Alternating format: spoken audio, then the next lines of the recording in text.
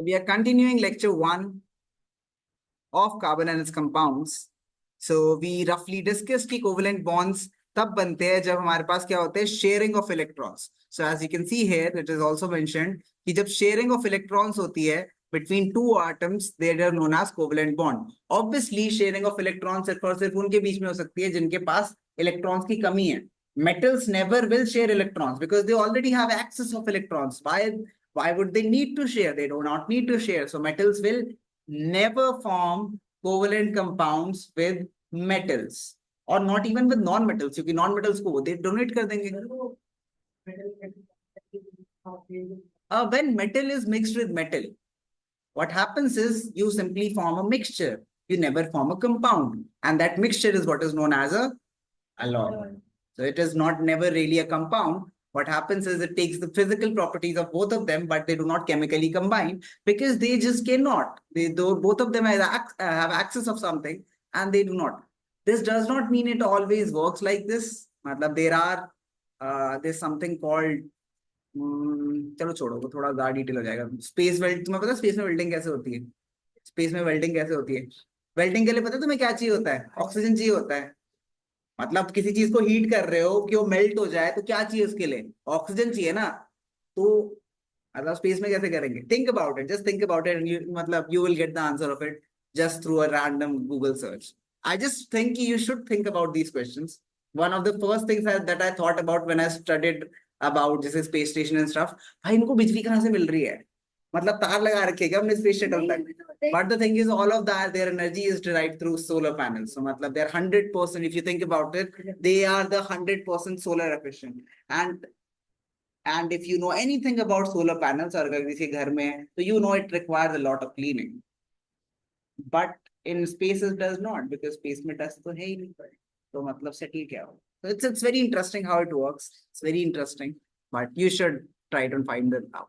Okay, coming back to our topic.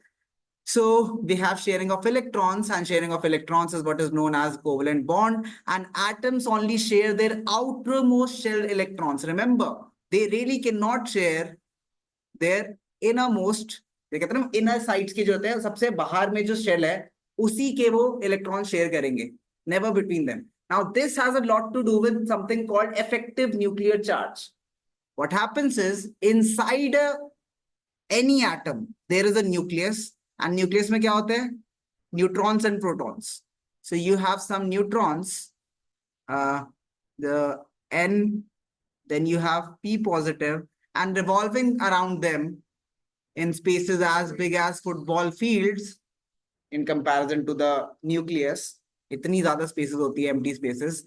What they do is they just form, for example, this is the orbit. So electrons, you can very clearly see that you have electron का negative and इसका proton का positive, so they are attracting each other. Okay, due to which your मतलब तुम्हारा जो पूरा atom है वो stable रहता है. Now you will study this in senior classes again. I'll just give you a few terms for you to remember or maybe recall when you study this in senior classes. There are weak nuclear forces and strong nuclear forces. So the strong nuclear forces are what's holding them. So basically जो positive और negative के बीच में force है, जब उसे overcome कर लेती है तो nuclear मतलब fission होता है. So but all of this is all nuclear chemistry, मतलब न्यूक्लियर रिएक्शंस में. For us we have to just understand कि क्योंकि जो जितना न्यूक्लियस के पास होगा वो शेल ज्यादा अच्छे से अट्रैक्टेड होंगे, ठीक है, तो उसको तोड़ना, उसको शेयर करना या उसको डोनेट लूज करना इज नॉट पॉसिबल. तो आउटर मोस्ट जो शेल होता है that is the one which takes parts in reaction, that is the one that takes part in sharing. Inner most shells are technically left undisturbed. So या जिसके last में एक ही shell है जिसका, so that is the outermost shell. मतलब you can't do anything. But उसमें number of neutrons भी तो कम है ना, तो attraction कम होगी ना. अब बड़े में बहुत बड़ों की बात करें अगर हम, for example iron, so उसमें बहुत सारे neutrons है ना, तो उसमें जो innermost protons है वो तो बहुत heavily attracted है ना. It's like the bigger the element, the larger the magnet at the center, and you're trying to remove pieces, shards of metal from it away. So the smaller the magnet, the easier it gets. The bigger the magnet, the more difficult it gets. It's as simple as that, and it's actually true on a molecular level as well. Okay, moving on. Now, covalent bond is formed by when both the reacting atom needs electrons to achieve an inert gas electron arrangement, and then none of them have enough. And usually at 5, 6, or 7 electrons in the outermost shell means they are electronegative. Learn some good words. I will try and induce those words in your mind so that you can. Only difference between a good answer and a bad answer is simply mere words. समझ तो सबको आ जाता है क्या होता है, but you have to use some good words. So ये तीनों के तीनों electronegative है, which also means they are technically non-metals. So they have to gain electrons, or if they cannot gain electrons, they have to share electrons. Now, carbon here is an exception because it has 4 electrons, and hydrogen again is an exception because it has 1 electron in the outermost shell. Now, notice जो मैंने आपको आज PDF दी है, उसमें जब मैंने valencies लिखी है तो कार्बन और हाइड्रोजन के आगे ना मैंने प्लस और माइनस लिखा ही नहीं है. There's a specific reason for that, because they can never really donate, or जैसे कहते हैं ना, मतलब they can never really lose electrons or gain electrons. तो positive negative का होने का मतलब क्या होता है? They can form ions, they can lose or gain electrons. Carbon can never lose or gain electrons. Hydrogen can never lose or gain electrons. So all the bonds formation that happens through carbon are covalent bonds. Carbon will never form ionic bonds. It's simple as that. Exception. एक second. नहीं, this is not something जो कि हम मान के चलते हैं. This is the very definition of a metal.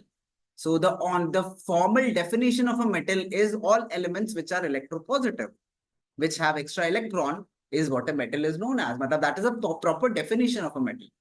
ठीक है, non-metal का same कि all elements that are electronegative. As simple as that. 5, 6, 7. वो non-metals है, वो सारे के सारे. You can notice that once you read the periodic table. Technically, yeah. Now this is where exceptions come into play. Carbon being a non-metal, it should be an electron acceptor, but the problem is कि it really cannot accept. क्योंकि उसके सोच के देखो, centre में एक magnet है बस हमारे पास, और वो मैग्नेट एक लिमिटेड नंबर ऑफ चीजें ही होल्ड कर सकता है. कभी बचपन में तुमने कहा था कि एक मैग्नेट लेके थे और उसके नीचे सिक्के लगाना शुरू करते थे, and we used to wait कि अब भाई मतलब बस ये स्टेबल हो गया, एक और लगाएंगे तो वो गिर जाएगा. तो कार्बन इज दैट वन की एक और गिर जाएगा. उसको 4 लगा रखे उसने बड़ी मुश्किल से, एक लगा दिया 5, 6 मुश्किल से, 7वां पे गिर जाएगा. तो no element can have valency more than 3. Means उसका न्यूक्लियर चार्ज जो है ना सेंटर में, जो मैग्नेट है, वो उनको पकड़ नहीं पा रहा है. जो एक्स्ट्रा इलेक्ट्रॉन उसे मिले ना, वो उनको होल्ड ही नहीं कर पा रहा है. तो और सिमिलरली जैसे लास्ट वाले सिक्के को निकालना मैग्नेट से बहुत डिफिकल्ट होता था, इसीलिए वो 4 को डोनेट भी नहीं कर सकता. मतलब 4 को डोनेट करने के लिए जितनी एनर्जी चाहिए कि इतनी उसको खींच के एक एक इलेक्ट्रॉन निकालना, मतलब क्या है, एक एक मैग्नेट से पार्ट हटाना, तो वो भी पॉसिबल नहीं है. This is the reason carbon can never really form any type of ionic bond, either ना ही lose. That's why it cannot really conduct electricity. भाई के पास पहले ही इलेक्ट्रॉन नहीं है, वो क्या इलेक्ट्रिसिटी कंडक्ट करेगा? तो मतलब कार्बन और हाइड्रोजन बस कोवेलेंट बॉन्ड्स फॉर्म कर सकते हैं. Carbon can only and only form covalent compounds. Carbon can never form ionic compounds. Hydrogen will also form in the majority cases, all of the cases, only covalent compounds, but there is some fun thing happening. HCl, for example, HCl. Now, actually, वहाँ पे a lot of people think HCl में H positive ion है. If you think about it, there is H positive ions means कि उसने एक electron lose कर दिया है. But how can an element survive with 0 electrons? So it's a complicated thing. We will someday discuss, but it is out of the purview of our course. What happens there? But it can form ionic. Carbon can form no ionic compounds. Yeah. हाँ, मतलब I told you. हाँ, silicon भी आएगा, but the thing is कि silicon and carbon are still different. Carbon के इतने पास है ना उसके 4 जो इलेक्ट्रॉन्स है शेयरिंग के लिए, कि वो बहुत ज्यादा चीजें कर पाता है. और and we will discuss this is what is known as catenation and tetravalency. So we will discuss all of this. Inert gas electron arrangement. Inert gas electron arrangement मतलब उसके नियरेस्ट जो भी इनर्ट गैस है. Inert gas मतलब जिसके भी completely filled last shell है. So basically completely filled 8 होते हैं ना. हाँ, या फिर 2 अगर वो हाइड्रोजन के पास है. तो अगर कंप्लीटली फिल्ड लास्ट शेल है उसके पास, तो वो इनर्ट गैस होता है. That is what it is. And then उसकी इलेक्ट्रॉन अरेंजमेंट सब अटेन करना चाहते हैं.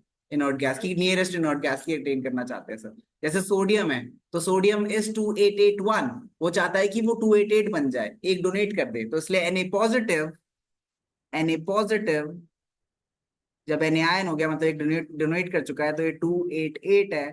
एंड या obviously now why is this called positive, the logic also can be understood through the fact कि इसके नंबर ऑफ प्रोटॉन्स कितने हैं, number of protons atomic number से आएंगे, which is what 11। Oh sorry, मैंने 28, हाँ 280 हो गया इसमें बस। हाँ, सो इसके इलेक्ट्रॉन्स कितने हैं, प्रोटॉन्स कितने हैं 11, लेकिन Na पॉजिटिव बनने से एक इलेक्ट्रॉन इसने लूज कर लिया। ई नेगेटिव कितने हैं 10, इफेक्टिवली इसका चार्ज कितना आया पॉजिटिव ना, +1, तो दैट्स व्हाई Na पॉजिटिव होता है। So technically valency is the effective charge also, if you really want to think it that way. Moving on.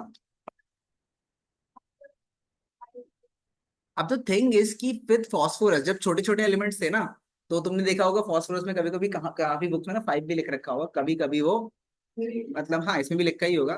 तो द रीजन इज कि क्योंकि फास्फोरस में अब जो 5 है ना, वो इनर मोस्ट शेल से थोड़े और दूर चले गए, तो it is still possible to break them, still possible, but those compounds will be rarer in nature than the ones which are, मतलब 3 गेन करना है जिसको, it will become easier and easier and easier. But there are other rules that also come into play. So that to understand this completely, we have to study the periodic table and how are things arranged in p block elements and block elements and blah blah blah. So again, out of syllabus, deleted it. I don't know why. That's that part. Maybe they thought कि तुम worthy नहीं हो periodic table पढ़ने के. I don't know. It's stupid. So now all of this is कहानी, and why this कहानी is important is because ये सारे नोट्स आपको दिए गए हैं आपके आंसर्स में वर्ड्स फिल करने के लिए कि सर कोवेलेंट कंपाउंड क्या होता है। ओ माय गॉड, एक पेज लिख दिया है, और हर बार क्या लिखा हुआ है, शेयरिंग ऑफ इलेक्ट्रॉन्स, ठीक है, sharing of electrons and sharing of electrons. So मतलब that is the only thing that you have to include there, but you have some very very good words. For example, attaining inert gas electronic configuration.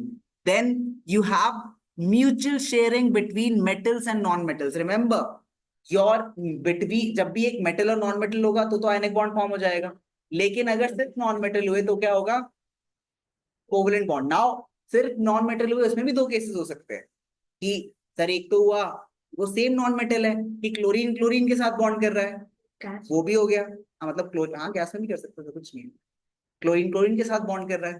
दूसरा हो गया कि chlorine किसी और non metal के साथ bind कर रहा है, ठीक है। तो non metals with non metals also form covalent compounds, and non metals with themselves also form covalent compounds. They really cannot never form ionic compounds with each other. So if you keep a bunch of non-metals together and wait to see how many of them react, almost never, not almost, never will they form an ionic bond. They just cannot. They are electronegative. उनके पास electrons की कमी है, ठीक है। So you can see that mentioned here. So you have the mutual sharing, and whenever a non-metal combines with another non-metal, sharing of electrons takes place between the atoms and the covalent bond is formed. It should also be noted that covalent can also be formed by 2 atoms of the same non-metal. For example, Cl2. So I think we have discussed enough about covalent. So you understand overall की मतलब sharing of electrons, non-metals. हाँ.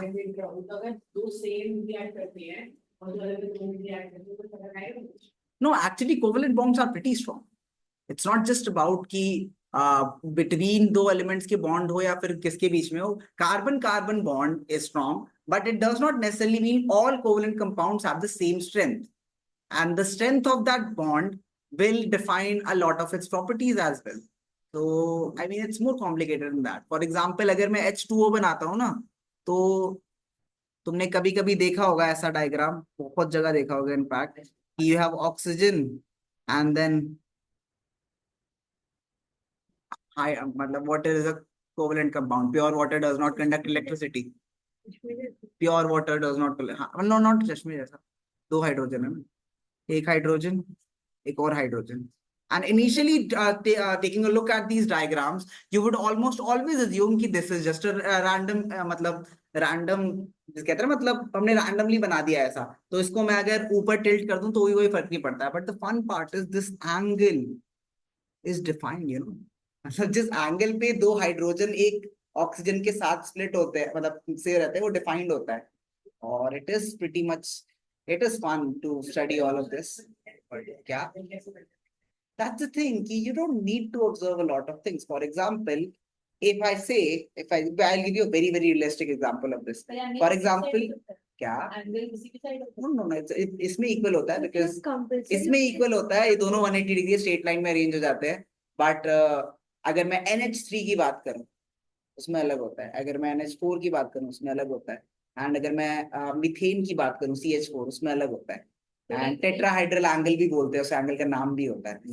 सो तुम्हें ना angles के बारे में कभी पूछा जाएगा, ना तुम्हें आइडेंटिफाई करा जाएगा, for them you just do not even know about angles, this is just something I am telling you, so that you don't in senior classes get confused कि oh my god this was a particular angle, मतलब क्योंकि मैं तो बचपन में H2O हमेशा कैसे ही मान लो ऐसा मन कर रहा है मैंने ऐसे बना दिया, मेरा मन कर रहा है मैंने दोनों हाइड्रोजन एक साइड ही पास पास रख दिए, H H, no, मतलब technically no, and if you really think about it, it's not that hard to comprehend why is that so, because ये आपस में भी तो रिपेल करेंगे ना जो इसके इलेक्ट्रॉन्स है, उसकी वजह से वो स्प्रेड आउट हो जाते हैं unaffected, and it's interesting.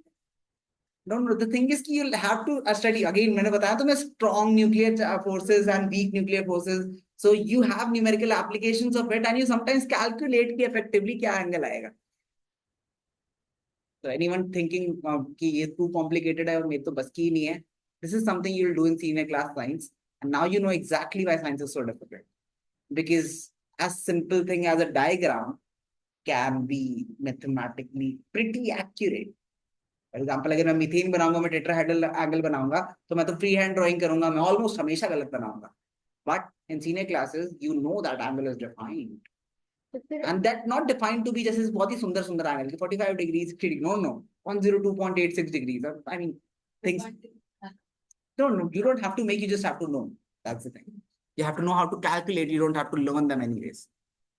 Coming back to our topic, so जब भी हमारे पास एक मेटल, जैसे ये देखो, ये दोनों क्या है, ऑक्सीजन भी नॉन मेटल और हाइड्रोजन भी नॉन मेटल, तो इन्होंने जो बॉन्ड फॉर्म करा, ये कौन सा बॉन्ड है, ये कोवलेंट बॉन्ड है, and this is a very very strong bond here, this is a very strong bond here, but पानी आपस में इतना बॉन्ड मतलब नहीं फॉर्म करता है, तो सर हमें पानी वेट क्यों लगता है?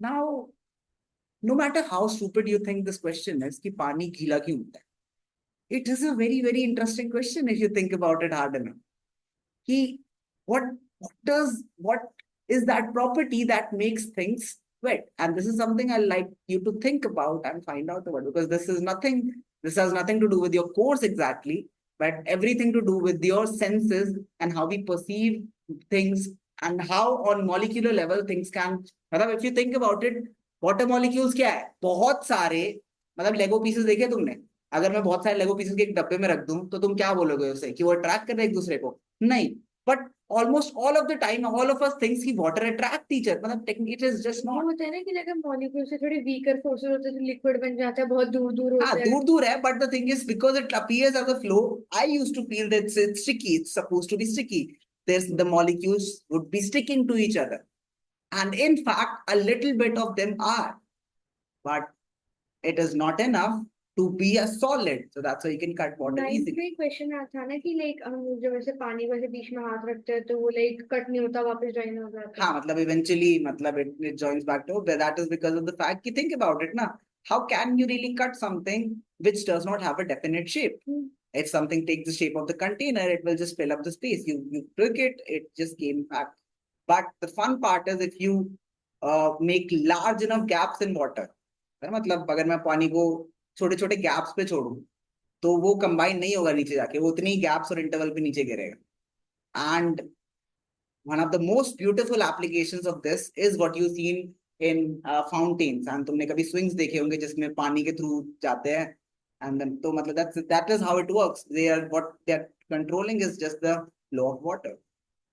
So water in general, if you want to know that about that, say individual molecules billions, trillions of individual molecules just move together to create that effect which you see as a complete one flowing object. And it's just molecules inside them. What kind of molecules? All of them being exactly the same, H2O. If it is distilled water, obviously it has impurities. So, but majority of it is the same thing. This is the reason why you should understand water can always be purified. Because if it is just molecules and it does not fuse with anything to form new compounds, so मतलब in majority cases, so हम H2O तो हमेशा निकाल सकते हैं ना. इसीलिए आप जो पानी पी रहे हो, there's a very very good chance that वो एक टाइम पे डायनासोर ने भी पिया होगा. How bizarre is that? But it's true. It's true. And sometimes you can find water that is so old that from billions of years it never came out. Water trapped in icebergs. So it's interesting to think that is why we recycle water in general. It just doesn't change its form.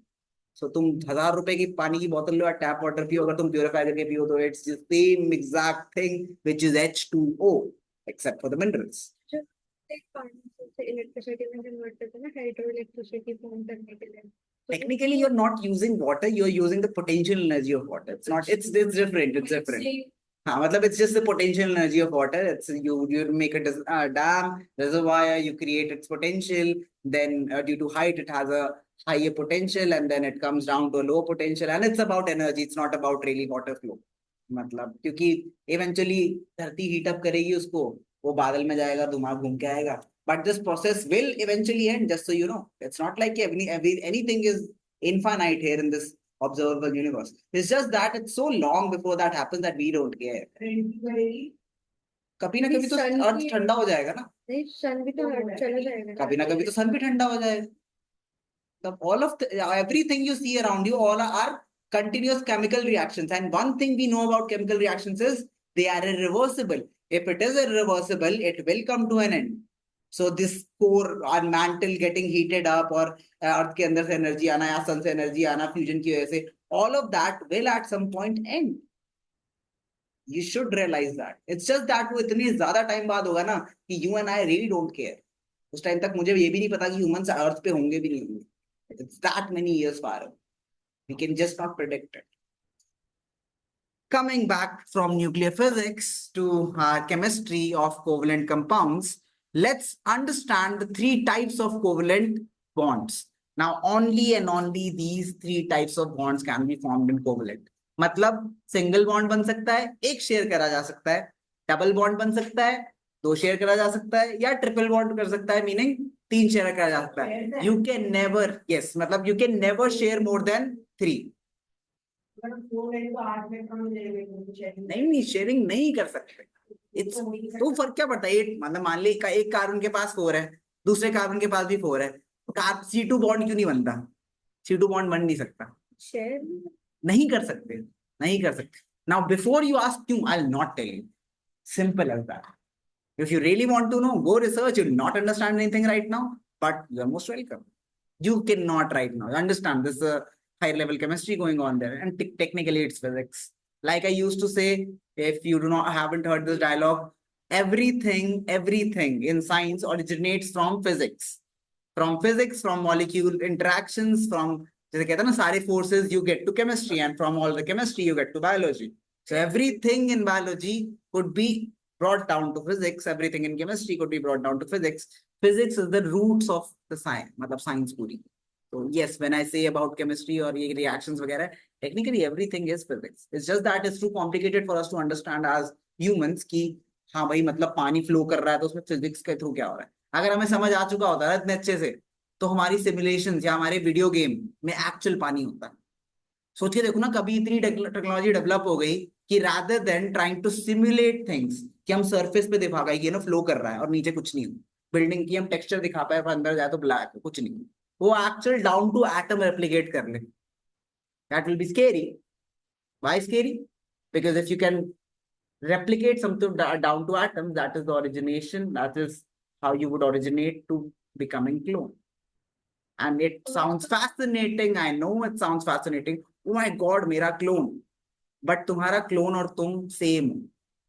Who gets to live with your family? Who gets the right to education?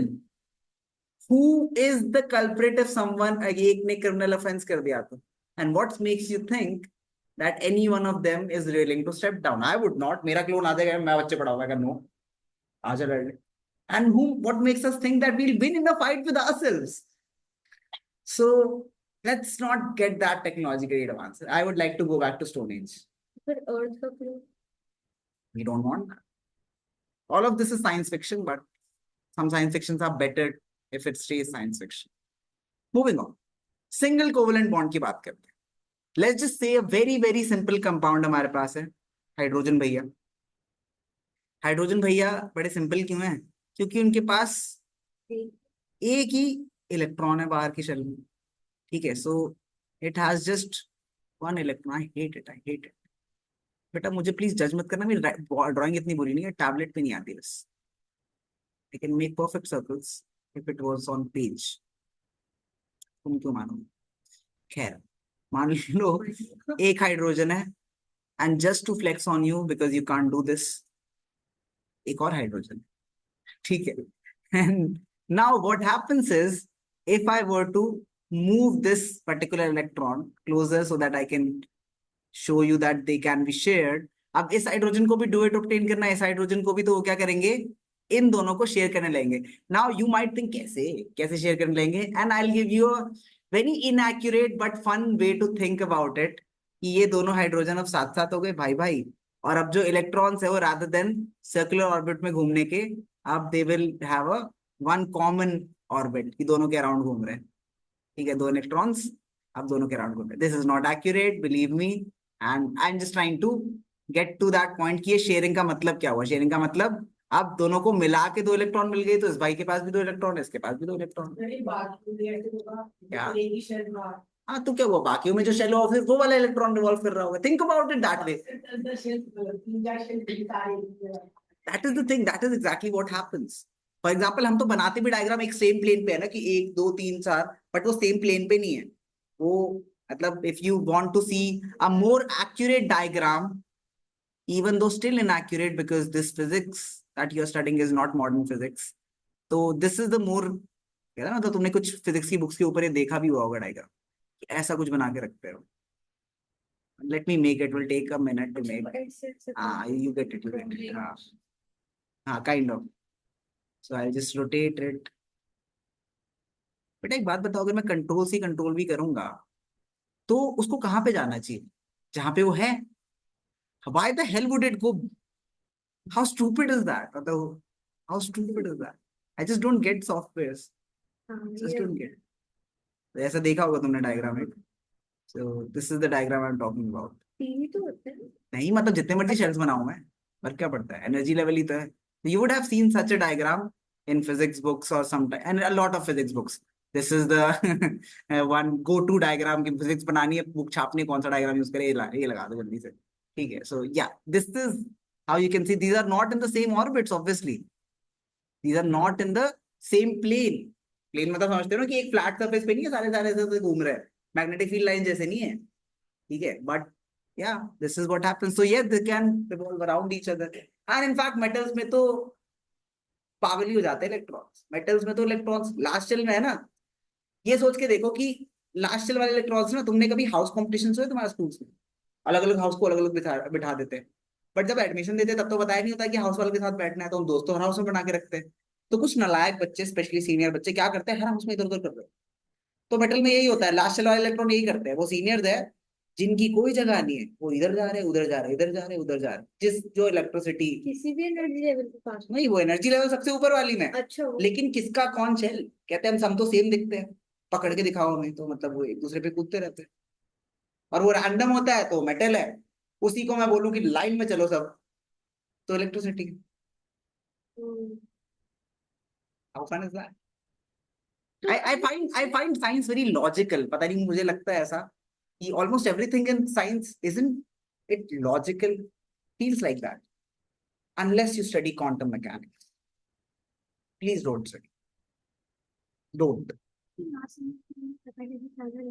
Doesn't matter. मैं तो random diagram.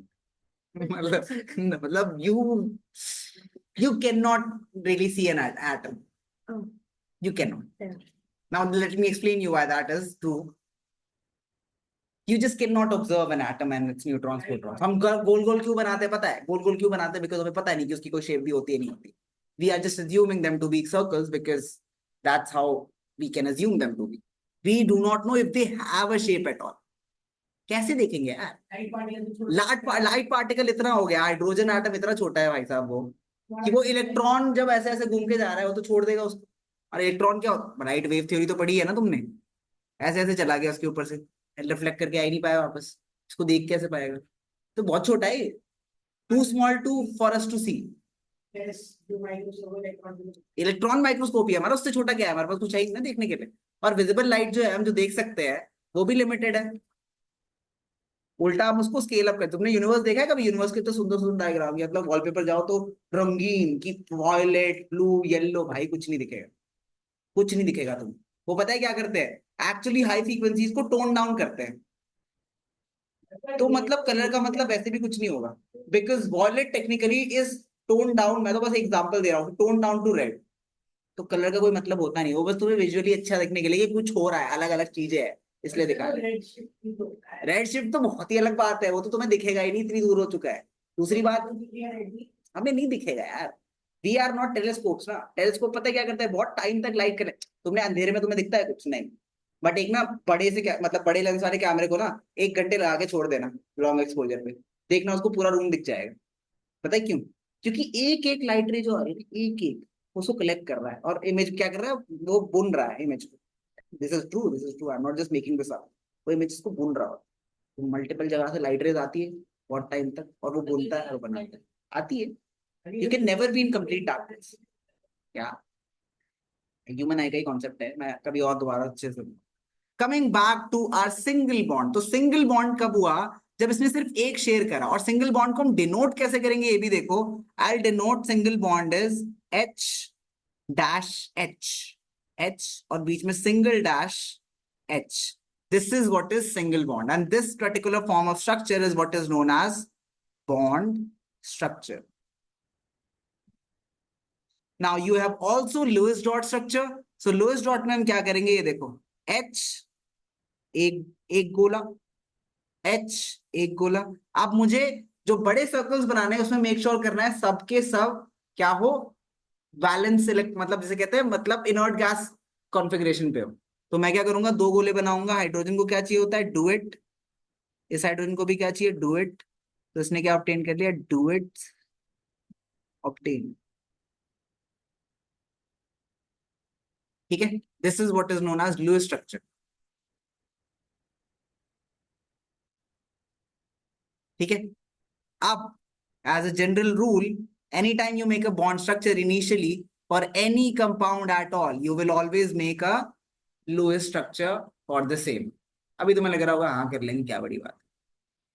You will see अभी जब compound भारी होते जाएंगे. Glucose C6H5O, sorry alcohol बोल दिया मैंने C6H12O6. ग्लूकोज बनाना होगा तब बॉन्ड तो बना लेंगे, बट ये करने में मजा नहीं आएगा. बेंजीन का भी तो कुछ ऐसे ही होता बनाएंगे हम, सबके बनाएंगे, आलस नहीं करेंगे हम. अच्छा, अब मैं तुम्हें एक और सिंगल बॉन्ड वाला दिखा देता हूं, विच इज मीथेन, है। which is CH4, and all of them are single bonds. So we have C in the center, and then चारों साइड हम H लगा देंगे. सर क्या है चारों साइड ही होते हैं exactly 90 डिग्री पे? No, not at all. This is just how we represent. No, they are not. They are not like this. What they formed is a tetrahedral structure, which is something we'll never study in class 10. But just so you know, no. In reality, they are not in this form कि चार के बीच में एक नहीं. This is the bond structure, and इसका Lewis structure कैसे बनेगा? Let's make a very very beautiful Lewis structure. Now you know why I like drawing. आधी से ज्यादा तो साइंस में ड्राइंग ही होती है. देखो, अब देखो, अगर 2 एलिमेंट यूज कर रहे हो ना, तो एक को डॉट एक को क्रॉस से रिप्रेजेंट करना. ऑलमोस्ट एवरी टाइम यही 2 यूज करोगे. अगर 3 एलिमेंट है तो ये नहीं सर एक नया सिंबल बना दे, तारा लगा देना ही. Dots and crosses. 3 है तो भी dot cross dot, nothing else. So इसमें हम क्या करते हैं? कार्बन के लिए 4 डॉट लगाते, 1 2 3 4. एंड देखना, अब मैं बोलूंगा ये ऐसे, तो मैं अभी से ही स्टार्ट कर रहा हूँ कि मतलब हर कार्बन के लिए cross H cross H, cross H, cross H. Octet बनाना आसान या डुएट पहले? ऑब्वियसली डुएट, तो पहले डुएट बनाते हैं सारे। Duet, duet, duet, duet. Nike की ऐड कर रहे हैं मेरे को लग रहा है ऐसा। और octet. Next class is going to be even more fun for you because I'm going to show you 3D structures of all these. Actually कैसे बनाएगा? क्या? अबे उसको रिप्रेजेंटेशन है। This is not actually happening anywhere. ये representation बोलते हैं इसे, क्या कर रहा है किसके साथ, बस सिंपल एज दैट। ठीक है, प्लीज ये डायग्राम बना लो अपने। क्या करोगे, सिंगल बॉन्ड लिखोगे और सिंगल बॉन्ड का एग्जांपल वन ये लिखोगे, this is H2 hydrogen gas.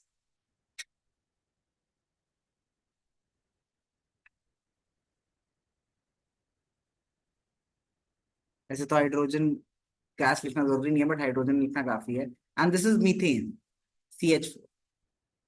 This is single bond,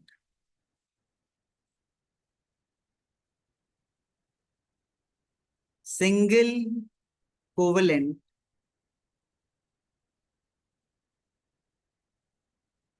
covalent bond.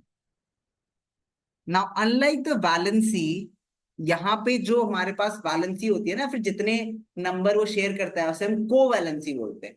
rather than calling it valency because it is not really losing or gaining, we call it covalency। तो यहाँ पे hydrogen के पास covalency 1 है, यहाँ पे carbon के पास covalency 4 है, 4 electron से शेयर करने के लिए। वो जो हम लोग ऐसे लाइंस बना रहे थे, हमने एच बनाई, एच लाइन एच, तो जो हम लोग एक लाइन बनाएंगे तो वो होगा सिंगल, सिंगल और बॉन्ड, दो लाइन बनाएंगे तो डबल। अभी करेंगे, लिखो ये डायग्राम बना। Let's cover double covalent bond और डबल बॉन्ड।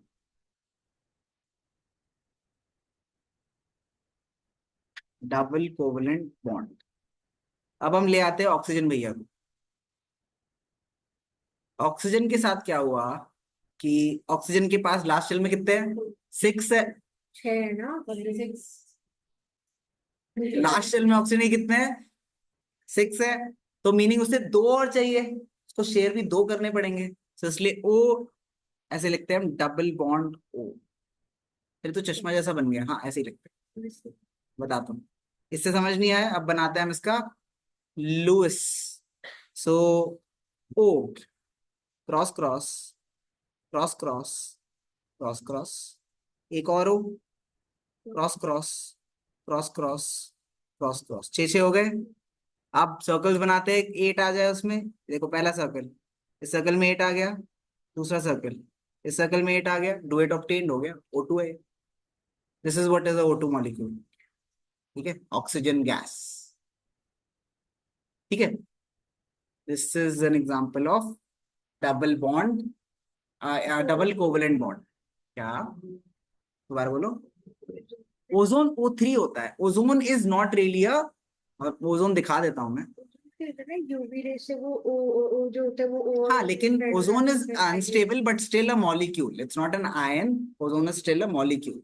तो उसमें क्या, कार्बन मोनोऑक्साइड ऐसा बनेगा, CO। देखो देखो, कार्बन मोनोऑक्साइड देखो। सो उसका भी डबल बना, क्या, कार्बन मोनोऑक्साइड। मैं बता। सो C लास्ट शेल में कितने हैं इसके, 4। चार। तो 1 2 3 4। ऑक्सीजन में कितने हैं, ठीक है। अच्छा, इन फैक्ट कार्बन मोनोऑक्साइड के पहले कार्बन डाइऑक्साइड देख लो, फिर मोनोऑक्साइड देख लो। पहले कार्बन डाइऑक्साइड देखोगे तो वी हैव CO2, तो ऐसे बनाएंगे C double bond O double bond O। अगर कार्बन है मेरा सेंटर में, so we have 1 2 3 4 and then oxygen. मैंने कार्बन के लिए क्रॉस यूज करा तो ऑक्सीजन के लिए डॉट्स यूज कर लेता हूँ। ऑक्सीजन के लिए dot dot 1 2 3 4 5 6। Oxygen 1 2 3 4 5 6। Okay, now let's make the circles. So octate, octate, octate. So this is what we know as CO2, carbon dioxide gas, dioxide. Now it should be obvious कि carbon monoxide में क्या होगा. I'll still show it. क्या देखना कितने total.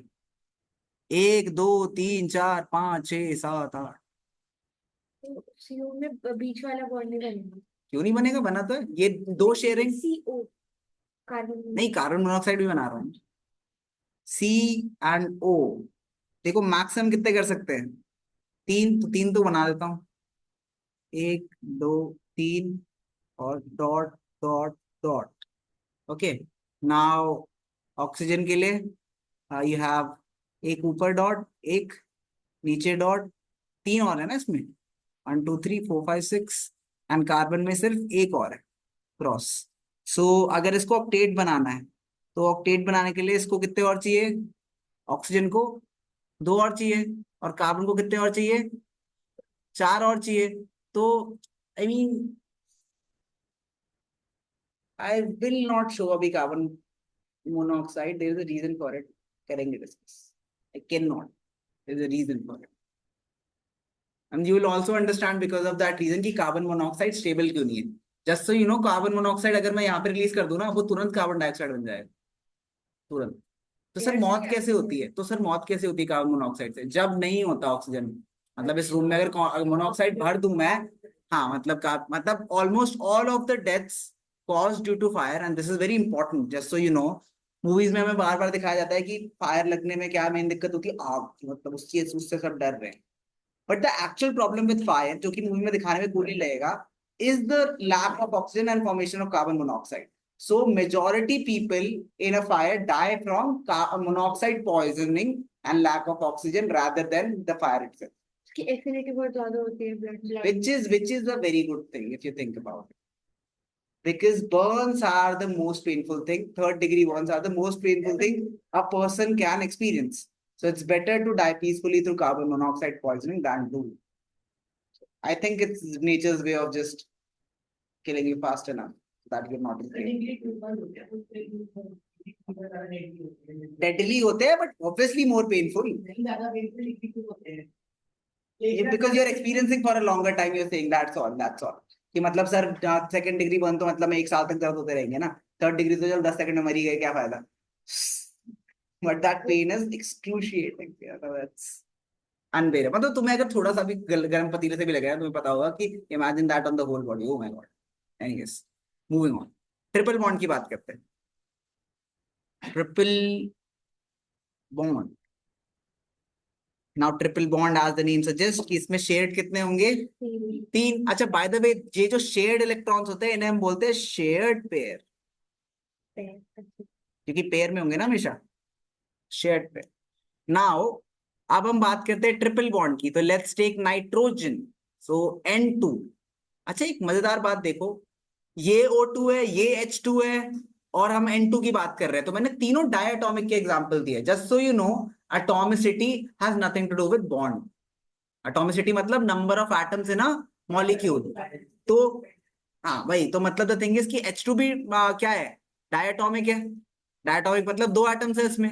This is diatomic. This is also oxygen O2 is also diatomic. And now we are going to discuss N2 which is again diatom. कि इसमें atoms 2 ही है.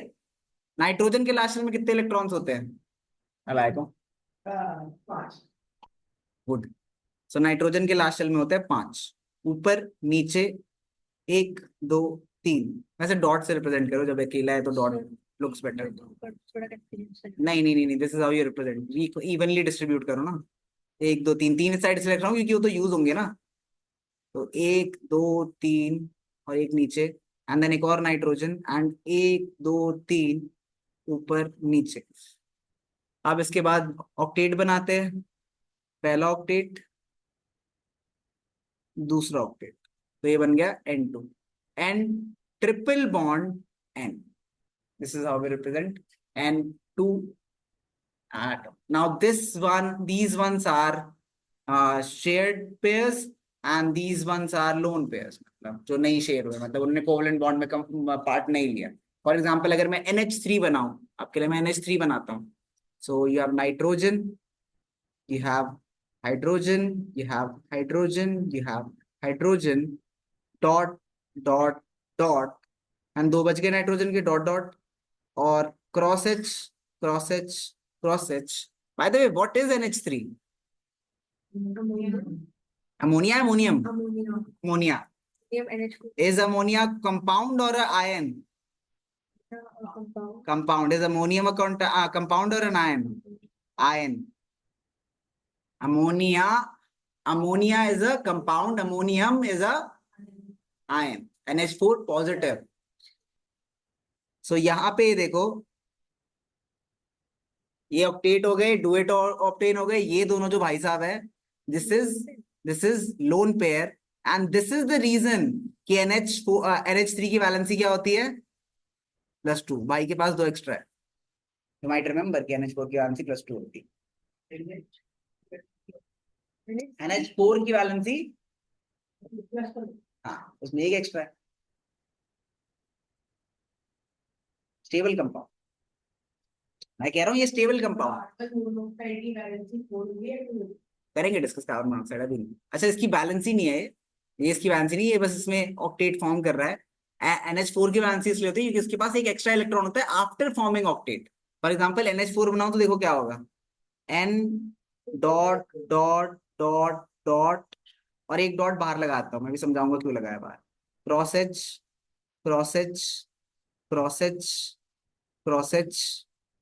देखो अब, so do it, do it, do it, do it, and then एक octet. अब octet तो form हो गया इससे, ये एक एक्स्ट्रा बच गया, इसीलिए ये कंपाउंड नहीं है, आयन है। +1, जब ये लूज कर देगा तब ये कुछ बन पाएगा, वरना ये इसके पास एक एक्स्ट्रा है। इसके pass on the other hand octet तभी फॉर्म हो रहा है जब ये है, तो ये कंपाउंड है। तो this is an ion, ammonium, and this is an compound which is ammonia.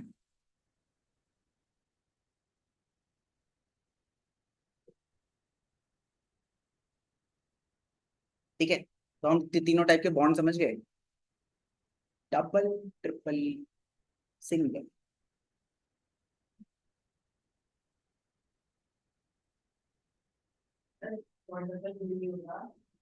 करेंगे डिस्कस थ्रू। आयनिक बॉन्ड हमने डिस्कस करा था लास्ट क्लास में, मैंने आपको लास्ट क्लास में ही समझा दिया था कि उसके intermolecular forces of attraction strong है, तो इसलिए वो क्या होते हैं? Solids. because and you should, every time you mention the properties, you should mention because it has strong intermolecular forces of attraction. अब जो between cation and anion, between cation and anion. तो फिर जो सेकंड वाला है उसमें हम ये रीजन देंगे कि बहुत ज्यादा अब क्योंकि सॉलिड है, क्योंकि सॉलिड है और हाई इंटरमॉलिक्यूलर फोर्सेस है, तो उसको ओवरकम करने के लिए जो काइनेटिक एनर्जी चाहिए वो भी हाई है। तो मेल्टिंग पॉइंट होता ही क्या है? द अमाउंट ऑफ, अगर तुम्हें डेफिनेशन याद हो तो, काइनेटिक एनर्जी चाहिए होती है जितनी इन जूल्स, उसको उसके इंटरमॉलिक्यूलर फोर्सेस ऑफ अट्रैक्शन को ओवरकम करने के लिए। That is exactly what melting point is. So it will obviously have high melting and boiling point. Now the next point is very innocent but is very complicated. मैं समझाऊंगा नहीं, but याद रखना, ionic compound water soluble होते हैं और inorganic organic compound में insoluble होते हैं, simple as that. Why? It has a lot to do with polar, and why it has a lot to do with polar, because there's something called polarization in liquid, and that is blah blah blah blah blah blah blah. What you don't want to know. Bottom line, you don't want to. But if someone asks and you want to just purely flex over them, just tell them water is a polar liquid and ionic compounds are polar liquids. That's why they mix together. It will never mix with a non-polar liquid. And that is true. And that is all you need to. Why? Google. And ionic compound कुछ अच्छे काम के लिए use करो, Instagram चलाना बंद करो. Anyways so और ऑर्गेनिक कंपाउंड तुम्हें पता ही है, ऑर्गेनिक कंपाउंड का मतलब होता है जिसमें भी हाइड्रोजन और कार्बन हो, हाइड्रोकार्बन। सो जस्ट तो यू नो इस चैप्टर के एंड तक तुम क्या कर पाओगे, इन सबके नाम लिख पाओगे, ठीक है। तो इस चैप्टर के एंड में वापस आना और इन सबका नाम लिखना, जैसे ये CH3COOH है, जैसे C2H5OH है, जैसे C6H6 है, जैसे ये आई डोंट नो, जैसे ये आई एम नॉट श्योर तो मैं लिखूंगा नहीं, and carbon tetrachloride is CCl4। सो या again I am not sure तो मैं लिखूंगा नहीं, I also think that but I am not sure. So now next is कि क्योंकि इसमें आयंस है, आयंस होना मतलब इलेक्ट्रॉन्स होना, इलेक्ट्रॉन्स होना मतलब कि वो इलेक्ट्रिसिटी कंडक्ट कर सकता है। तो यही बोला जा रहा है वहां पे कि they are very very good electrolytes. Electrolytes मतलब इलेक्ट्रिसिटी कंडक्ट कर सकते हैं। इलेक्ट्रोलाइट तो तुम जो सोच रहे हो सर वो जो हम बीमारी में पीते हैं, yes they are exactly that, they are exactly that, and they can connect electricity, but we take electrolyte for a totally different purpose, for compensating for salts in our body, but yes they can connect electricity। तुम कभी electrolyte P के अगर एक battery खा जाओ तो हाँ तुम्हारे पेट में बिजली मतलब if you just want to, मतलब if you want to die that way, it's just fun, just have some fun, science exploration करो तो someone has to die sometimes, ठीक है, for exploration someone has to die है, जिन्होंने उस पे इतनी मेहनत करी रेडियो एक्टिव चीजों पे, वो भी तो मर गए ना, उनकी गलती क्या है? अरे यार तुझे पता है आज तेरे यूरेनियम के बारे में, वर्ल्ड वॉर हुई पता है उसकी वजह से, वर्ल्ड वॉर रुकी उसकी वजह से, sorry my bad, that's a totally different story. Anyways so now all of this is explained through blah blah blah in these paragraphs, and the opposites of these properties are properties of covalent compounds. We will go through them in the next class, just a short run through, but this is the end of lecture 1। the only homework that you have here is covalent compound के ना वो diagrams बना के आ जाना and learn everything जो मैंने तुम्हें पढ़ाया, because next class will start with everyone standing up like a national anthem and then sitting down one by one when I decide you are traitor or not, पढ़ रहे हो या नहीं पढ़ रहे हो।